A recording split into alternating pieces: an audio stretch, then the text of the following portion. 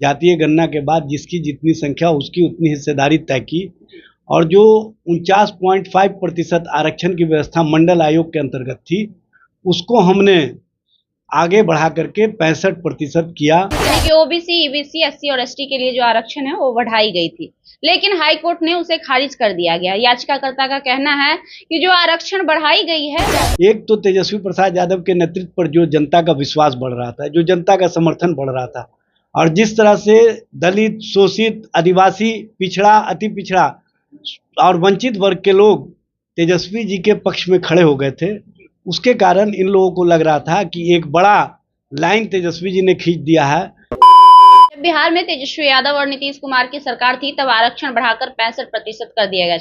दिया गया था बहुजनों के लिए, यानी कि ओबीसी, ईबीसी, एससी और एसटी के लिए जो आरक्षण है वो बढ़ाई गई थी, लेकिन हाई कोर्ट ने उसे खारिज कर दिया गया। याचिकाकर्ता का कहना है कि जो आरक्षण बढ़ाई गई है वो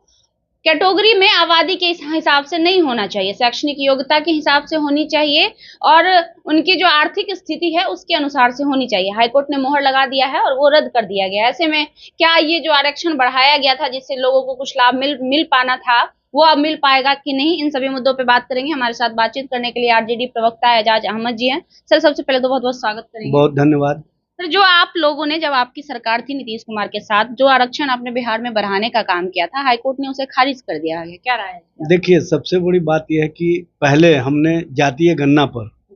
जो मामले को आगे बढ़ाया था और हमारी जो सोच थी कि जिसकी जितनी संख्या उसकी उतनी हिस्सेदारी तय की जाए, संख्या का पता चल जाए कि कौन कितने और किस स्थिति में है, वो सारे मामले आ गए, सारे आकलन आ गए। आपने देखा होगा जातीय गणना के समय भी एक बैक डोर से साजिश की गई थी, और पटना हाईकोर्ट से जब इस मामले पर फैसला आया था तो भारतीय जनता पार्टी के कार्यालय में मिठाइयाँ बटी थी, वहाँ खुशियाँ मनाई गई थी। उसी दिन हम लोगों को समझ में आ गया था कि राजनीतिक कुचक्र चल रहा है, और हम जब जो शोषित है, वंचित हैं, पीड़ित हैं, जो दलित हैं, आदिवासी हैं, उनको हक और अधिकार देने के प्रति हमारी जो चिंता थी, उस चिंता को जब हमने आगे बढ़ाया, जातीय गणना के बाद जिसकी जितनी संख्या उसकी उतनी हिस्सेदारी तय की, और जो 49.5% आरक्षण की व्यवस्था मंडल आयोग के अंतर्गत थी उसको हमने आगे बढ़ा करके 65% किया। उसमें सभी जातियों का वर्गीकरण करते हुए जिसकी जितनी संख्या थी उसके अनुसार हमने हिस्सेदारी तय की, और 65% आरक्षण के साथ साथ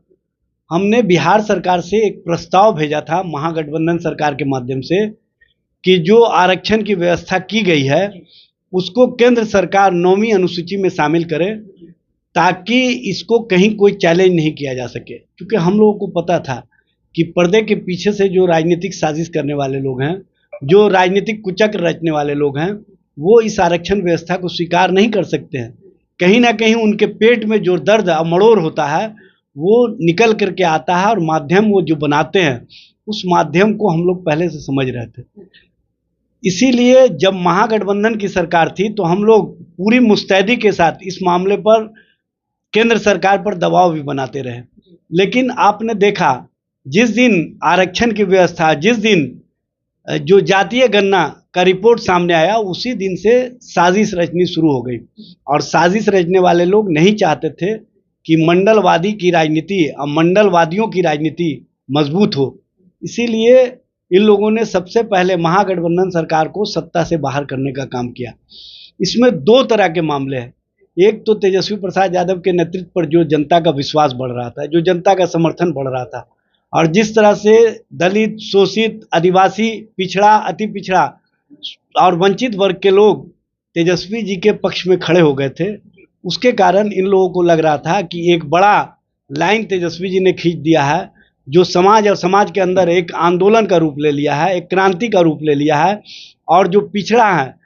जो अति पिछड़ा है, जो समाज के वंचित वर्ग हैं, जो दलित हैं, आदिवासी हैं, उनको लगा कि हमको हक और अधिकार देने वाली अगर कोई सरकार है तो महागठबंधन सरकार है। तो ये राजनीतिक कुचक्र रचने वाले लोग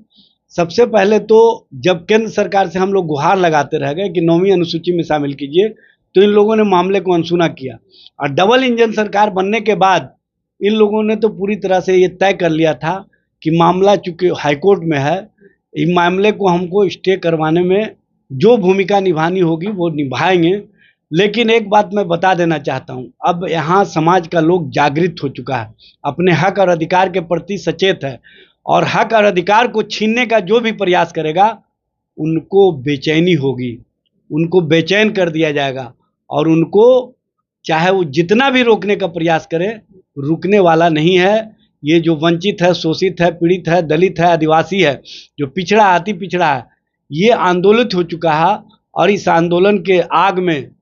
जो लोग भी सामने आएंगे उनको भस्म होना है। इसलिए बिहार सरकार के माध्यम से मैं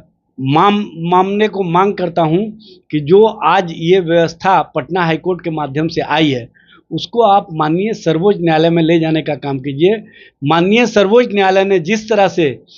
जो जातीय गणना के मामले में फैसला दिया था हमारे हक में, उसी तरह का फैसला केंद्र सरकार के स्तर से और सर्वोच्च न्यायालय के माध्यम से हमारे पक्ष में आएगा।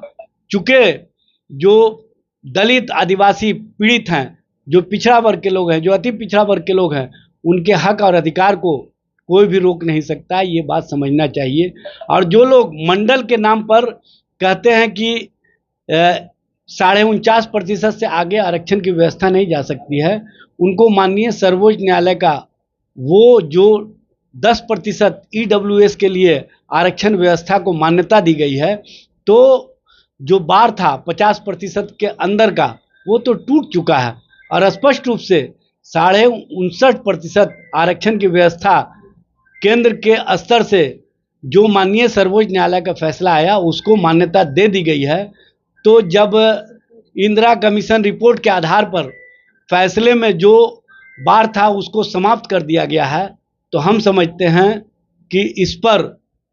भारत सरकार और माननीय सर्वोच्च न्यायालय जो 65% आरक्षण की व्यवस्था बिहार में की गई है उसको केंद्र के स्तर से भी करने का काम करे, और जिस तरह से हमने जातीय गणना करा करके इन वर्गों के हक और अधिकार, इन वर्गों की पहचान को आगे बढ़ाने का काम किया, उसी तरह से जातीय जनगणना करा करके ये केंद्र के स्तर पर भी इन वर्गों को न सिर्फ राजनीतिक रूप से बल्कि सामाजिक रूप से, आर्थिक रूप से, हर तरह से इनको मजबूत बनाने के अभियान में जो संकल्प हमारा है, तेजस्वी जी का जो संकल्प है, उस संकल्प को हम मजबूत से मजबूत करने में किसी भी प्रकार का कोताही नहीं बरतेंगे, बल्कि हम केंद्र और राज्य सरकार को मजबूर कर देंगे कि जो 65% आरक्षण की व्यवस्था बिहार में की गई थी उसको बिहार के साथ साथ देश स्तर पर भी लागू किया जाए। एक अहम सवाल उठता है सर, नीतीश कुमार जी समाजवादी नेता कहे जाते हैं, जिस समय आपके साथ उनकी सरकार थी कहीं ना कहीं सहमति उन्होंने जताई थी, तो आज जब खारिज, उस समय फैसले को सुरक्षित रख लिया गया था, जब आज इस फैसले को खारिज किया जा रहा तो वो और उनके नेता दल क्यों चुप्पे साध हैं? यही तो हम लोग बार बार पूछते हैं भारतीय जनता पार्टी के एलाइंस पार्टनर से कि आप जो मंडलवाद की बात करते हैं, जो समाजवाद की बात करते हैं, भाजपा के साथ जाने के बाद भूल क्यों जाते हैं? इसको स्पष्ट रूप से आज जो फैसले आए हैं इसमें अब तक जनता दल यू के किसी बड़े नेता का कोई स्टेटमेंट नहीं आना कहीं ना कहीं ये स्पष्ट करता है कि इन लोगों को जो आज फैसले आए हैं उस पर अपनी राजनीतिक भूमिका क्या है इसको स्पष्ट रूप से सामने आकर के बताना चाहिए, और जो शोषित, वंचित, पीड़ित और पिछड़ा, अति पिछड़ा समाज के हक और अधिकार की बात हम लोग करते रहे हैं, तेजस्वी जी जो करते रहे हैं, उसके साथ वो खड़े हैं कि नहीं खड़े हैं, ये स्पष्ट रूप से लोगों के बीच आकर के बताएं। क्योंकि भारतीय जनता पार्टी के बारे में पहले से पता है कि ये मंडल के विरोध में कमंडल लेकर के आए थे, और मंडल की राजनीति को कुंद करने के लिए ये हमेशा धर्म को आगे करने का काम करते हैं। लेकिन हम लोग भी स्पष्ट रूप से बता देना चाहते हैं, चाहे जितना भी प्रयास भारतीय जनता पार्टी के लोग कर लें, चाहे जितनी भी कोशिश कर लें, हम मंडलवादी पूरी तरह से मंडल कमीशन के रिपोर्ट को और मंडल कमीशन के जो हक और अधिकार मिले हैं उसको दिलाने में हम किसी भी तरह का कोताही नहीं बरतने देंगे। केंद्र सरकार को भी मजबूर करेंगे, और आने वाले समय में बिहार सरकार को मजबूर करेंगे कि केंद्र के स्तर से आप माननीय सर्वोच्च न्यायालय में पिटीशन दाखिल करके इस आरक्षण व्यवस्था को जो 65% बिहार में की गई है उसको अधिकार दिलाने का काम कीजिए, और उसके लिए आप पूरी सजगता से काम कीजिए, अन्यथा एक बड़ा जन आंदोलन खड़ा होगा। ये भारतीय जनता पार्टी और जनता दल यू के नेताओं को समझ लेना चाहिए।